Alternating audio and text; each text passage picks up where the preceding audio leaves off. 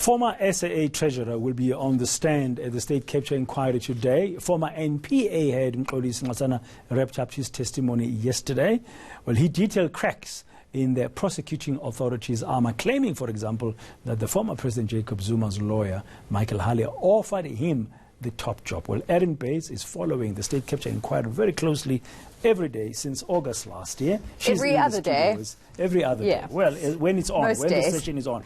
Let's just start with Nxasana, because did he wrap up yesterday? He didn't exactly. He began his evidence, and we learned that he was there at the behest of the chairperson of the inquiry. So Deputy Chief Justice Raymond Zondo has asked the legal team to go and find certain people he thinks are critical to the work of the inquiry. So Nxasana began his evidence. We then heard from Nomgcobo Jiba's lawyer, who arrived at lunchtime to argue grievances around the delay in getting notice of Nxasana's appearance, and we expect him to come back at an undisclosed date. We don't know when he'll be back. Just a quick wrap from what he had to say yesterday, that he was offered the top job in a meeting involving the president, including the Michael Hulley as well. Yes, so what he says was in 2013, when he was working at an attorney running his own practice, he received a call from Michael Hulley, the then president's lawyer, who disclosed that they were looking for a new NDPP. Michael Hulley claims Nxasana disclosed that he was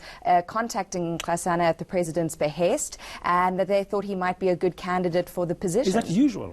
Not at all. And we actually had a number of questions from Advocate Paul Pretoria, Senior Counsel, and the Chair about whether the normal application process or a normal application process was followed here, which clearly it wasn't. He was only belatedly asked for a CV, and that was after Nxasana went for a fairly informal meeting, it sounds like, at the presidential guest house, which I presume is Mahlamba Ndlovu. And during that meeting, Zuma said to him in isiZulu, are you ready to take on this NDPP position? Do you have the courage for it? Because it's like being the target of spears. You're effectively going to be in the line of fire. And only after that was he asked for his CV. He then got the job. And then after sitting in office as the head of the National Prosecuting Authority, only then did he fill in an application for a background security check. Sounds irregular, just listening to that in terms of process. Absolutely. One wouldn't expect it to have been done that way, having seen Shamila Batohi's appointment, how that process went. Exactly, and he actually raised that. He said yesterday, when asked, did you go through a normal application process, he said, well, if you look at the application process for the current NDPP, if that's the kind of process you're talking about, that's certainly not the sort of process I went through to become NDPP okay, in 2013. We'll wait to see if and whether or not he's going to come back on the stand at some point in Mxolisi Nxasana.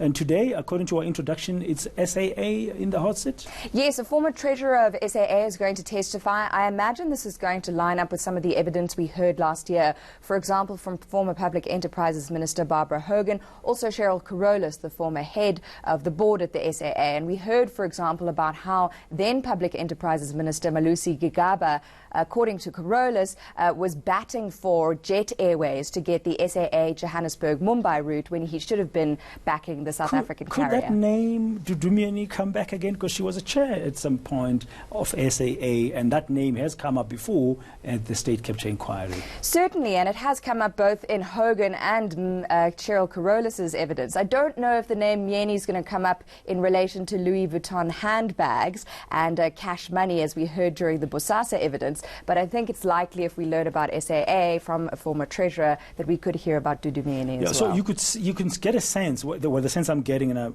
I'm looking at what the evidence and the kind of people that are coming up. It's state-owned enterprises. I mean, like SAA, we've heard about the ESCOM in the past. It looks like it's delving deeper in there. Looks like that was the heart, if one was to call off-state capture, was playing itself out through our state-owned enterprises. You're absolutely right, Dan. And we heard from Jabu Mabuza, the so-called clean-up board head of ESCOM, saying that ESCOM was the great theatre, or the main theatre of state capture. During evidence on Transnet, there were discussions between a witness and the chair on how Transnet was almost like the World Cup stadium of corruption, and through procurement. Procurement is really the name of the game, is what Jabu Mabuza and Advocate Vincent Maleka, Senior Counsel of the legal team, has said. We've also heard that about Denel. We've heard about it in terms of forestry, SOEs. There are a whole slew of them, and that's certainly probably going to be the case with SAA as well. Thank you very much, Erin.